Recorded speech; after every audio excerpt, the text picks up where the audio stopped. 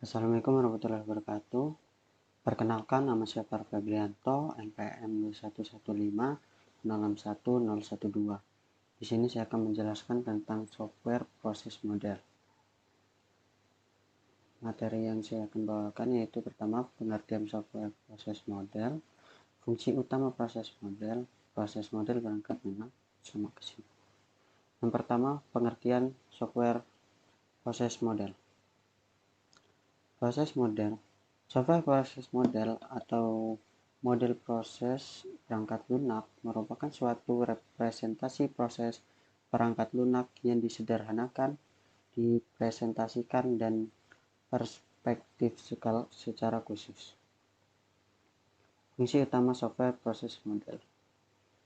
Fungsi utama model proses pengembangan perangkat lunak yang pertama, menentukan tahap-tahap yang diperlukan untuk pengembangan perangkat lunak. Menentukan urutan pelaksanaan dari tahap-tahap tersebut dalam rangka pengembangan perangkat lunak. Ketiga, menentukan kriteria transisi perpindahan dari satu tahap ke tahap berikutnya. Proses model perangkat lunak. Sini ada 6 yang akan saya jelaskan. Yang pertama, model waterfall.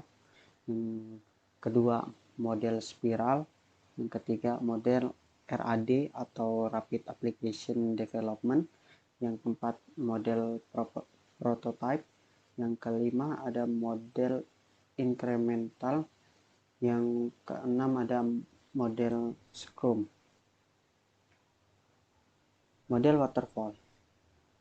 Model waterfall atau sering kali disebut sebagai classic life cycle adalah model pengembangan perangkat lunak yang menekankan fase-fase yang berurutan dan sistematis, dimulai dari spesifikasi kebutuhan konsumen dan berkembang melalui proses perencanaan atau planning, pemodelan atau modeling, pembangunan atau construction, dan penyebaran atau deployment yang berujung pada dukungan terus-menerus untuk sebuah perangkat lunak yang utuh.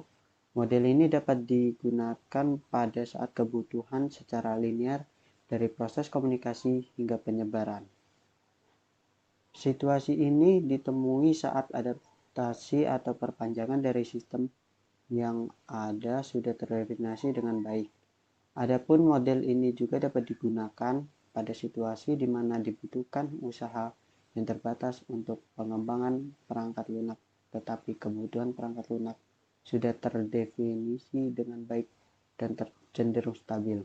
Namun dalam pengembangan perangkat lunak, model ini cenderung menjadi salah satu pendekatan yang kurang iteratif dan fleksibel karena proses mengalir satu arah ke bawah seperti air terjun. Kedua, model spiral.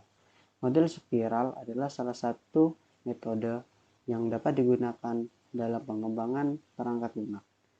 Model spiral merupakan penggabungan dari model prototyping dan model waterfall.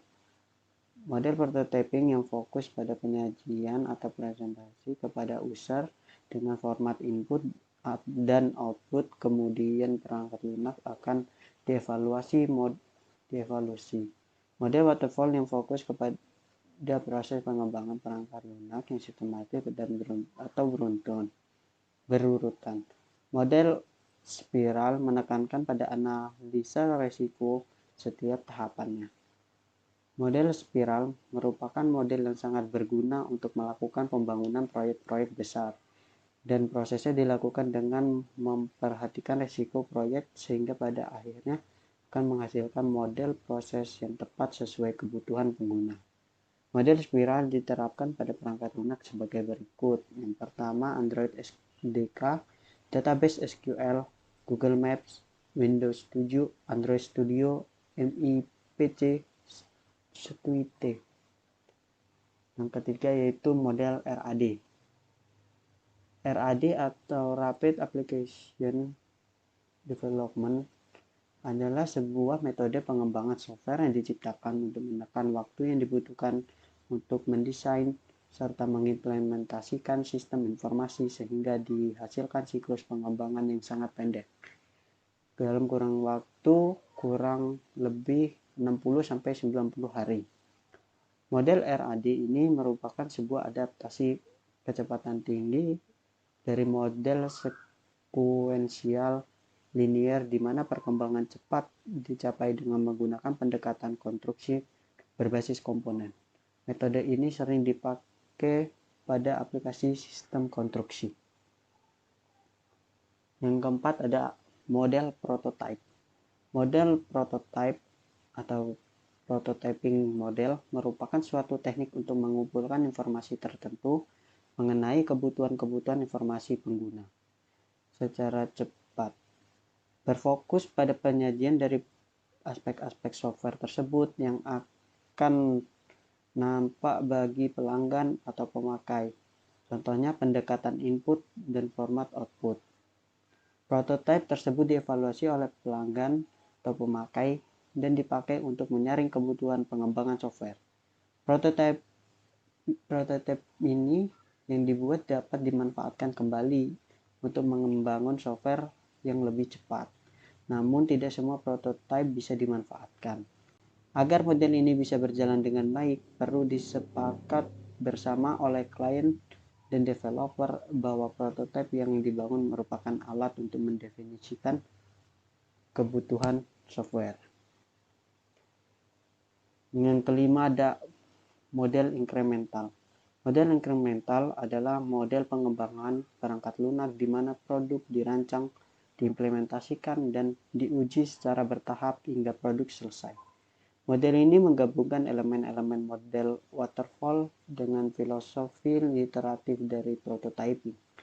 Ada banyak solusi di mana kebutuhan perangkat lunak awal didefinisikan dengan cukup baik, tetapi ruang lingkup keseluruhan dari upaya pengembangan menghalang proses yang unilinear.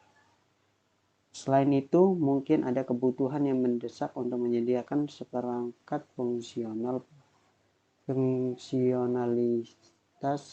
perangkat lunak yang terbatas kepada pengguna dengan cepat dari kemudian memperbaiki dan memperluas fungsional tersebut dalam rilis perangkat lunak yang lebih baru. Contoh penggunaan model incremental.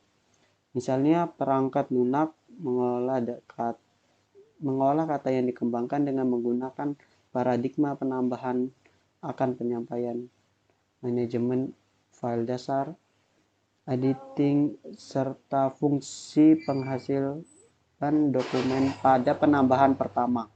Kemudian editing dan kemampuan penghasilan dokumen yang lebih canggih pada pertambahan kedua. Pengecekan spelling dan tata bahasa pada penambahan ketiga, serta kemampuan pengaturan halaman tingkat lanjut pada tahap pertambahan keempat. Harus dicatat bahwa aliran proses untuk berbagai pertambahan tersebut dapat menggabungkan paradigma prototype. Yang terakhir ada model Scrum.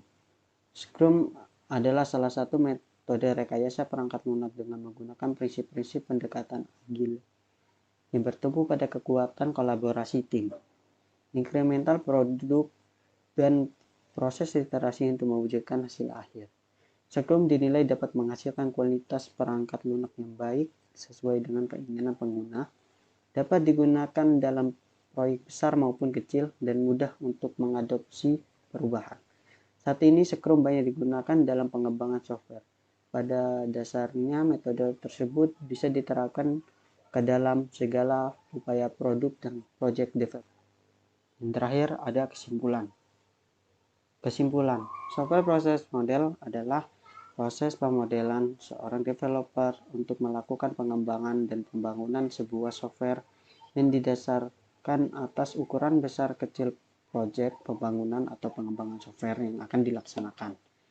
Dengan software process model dapat menjadi suatu standarisasi pendeskripsian informasi yang diperoleh developer atas pengguna atau customer untuk diolah sehingga membentuk rancangan terstruktur yang membantu mempermudah developer dalam melakukan pembangunan software yang efektif dan efisien. Berikut referensi yang saya ambil, ada 5 sebagai berikut. Sekian presentasi dari saya akhiri. Wassalamualaikum warahmatullahi wabarakatuh.